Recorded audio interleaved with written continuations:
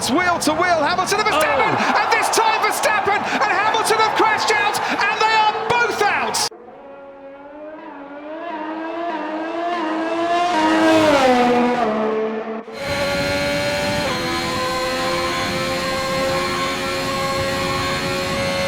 What's up guys, it's the Game Bro, welcome back to the channel.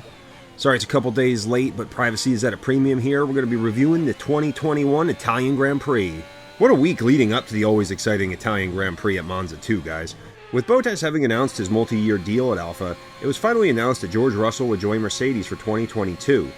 Not soon after, it was announced that Alex Albon would fill the Williams seat and return to the F1 grid along newly re-signed Nicholas Latifi. Kimi Räikkönen would still have to miss his final race at Monza due to COVID protocols, so Robert Kubica would again stand in for the Finn.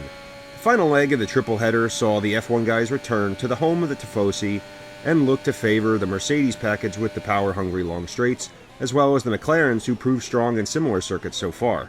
What kind of answer would Red Bull have, and more so, how would the second attempt of a sprint qualifying shake out? Let's get into the action.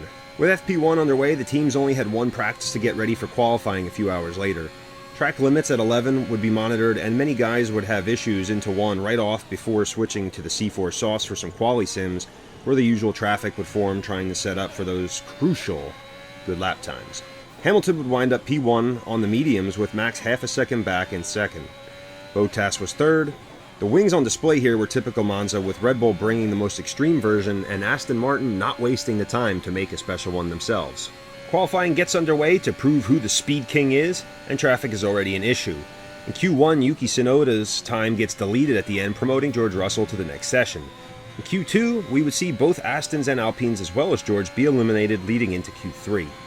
The first run of Q3 would see Hamilton take provisional pole, with Max in second, getting a massive tow from teammate Sergio Perez, sacrificing his own lap in the process. More on that later. The final run would see Bottas take the award of Speed King with a 1:19.555, ahead of Lewis and Max, followed by Norris, Ricciardo, Gasly, Sainz, Leclerc, Perez, and Giovinazzi. The sacrifice of Perez's session proving to be maybe the most crucial moment of the weekend, getting Max in the third behind Lewis and ahead of the two McLarens. Final practice before the sprint would see Carlos Sainz crash through Varianti Ascari, leaving Ferrari mechanics again with much to do. This session would be as much as possible about race runs and simulations, but would see many offs, but Hamilton would finish P1 ahead of Bottas and Verstappen. Bottas, who would start first in the sprint, would change the power unit components to free up later in the season, and now have to start Sunday's race at the back of the grid. Makes you wonder there. On to the sprint, which will cover a distance of 18 laps to set the grid for Sunday, and Bottas gets a great start and pulls away. Hamilton, however, would drop back behind Verstappen and the two McLarens next to Pierre Gasly. Gasly would drive into the back of the McLaren in the first chicane, damaging his front wing. Then going through Grande, the wing would come off and go under the tires and send them into the barriers, as well as a spin by Robert Kubica off the front of Tsunoda. After the safety car session ended, the gang got away pretty tame and would be pretty uneventful with a few overtakes. Bottas would comfortably win, followed by Max and Danny Rick. Norris would hold off Hamilton, followed by the Ferraris of Leclerc and Sainz, Giovinazzi, Perez, and Stroll. With Bottas' grid drop, Verstappen would be awarded pole position, with Ricciardo alongside in a great position for Sunday's race. It's race day now, and Brundle's back. Yuki Tsunoda is backed off the grid and won't start the race with mechanical issues, with teammate Pierre Gasly starting from the pit lane already. Lights out, and Ricciardo gets a great start into the lead, with Hamilton getting past Norris. Going into the second chicane, Max forces Lewis wide and off track, now back behind Norris again as Giovinazzi spins, coming back on the track in front of Sainz, receiving a penalty to boot. Fast forward to lap 15, and Ocon would get a penalty for forcing Vettel wide, the latter really being used up, including from his teammate earlier on. On lap 24, Max would pit to stay ahead of the rapidly approaching Valtteri Bottas. This stop would take 11.1 seconds, dropping behind Norris now as Hamilton would take the lead from Norris, really appearing to show a swing in the GP. 2 laps later, Lewis would bring the Merc in for fresh mediums, but would also suffer a slow pit stop of 4.2 seconds. As Hamilton exits, Norris goes by with Max right there going into the first chicane. As they entered side by side, no one would give an inch. Lewis would squeeze Max, forcing him onto the sausage curbs. This would launch the Red Bull back at Hamilton, causing Max to be stuck up on top of the Mercedes halo. Both are out of the race and okay.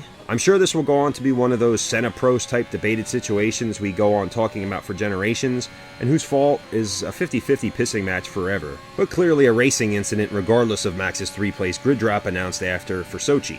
During the safety car period, all that haven't pitted were allowed to, putting Ricciardo back in the lead with Leclerc and Norris now behind. Norris would get ahead of Leclerc through Grande, Perez would pass Leclerc as well, leaving the track in the process and keeping the position to receive a 5-second penalty. Bottas would get into 4th, but unable to get around Perez after cooking his mediums in traffic. Ricciardo would go on the win comfortably with pace to spare, setting fastest lap on the final lap, followed by Norris and eventually Bottas.